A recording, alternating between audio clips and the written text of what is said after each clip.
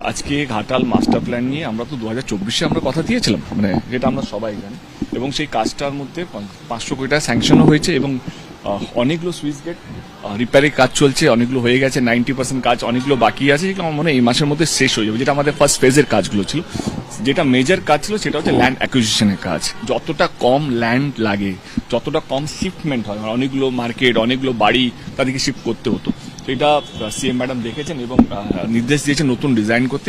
এবারে নতুন ডিজাইনে যেটা হচ্ছে কি আমাদের 40% কম ল্যান্ড লাগবে।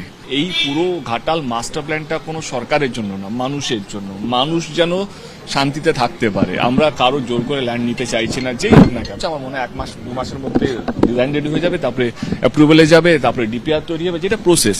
এই বন্যার মধ্যে দেখো মানুষ 19শে জুন থেকে জলের মধ্যে আছে, 1.5 মাস হয়ে গেল, মানে জল কমছেই না, বৃষ্টি কমছেই না, এবং ডিবিসি যেভাবে জল ছাড়ছে।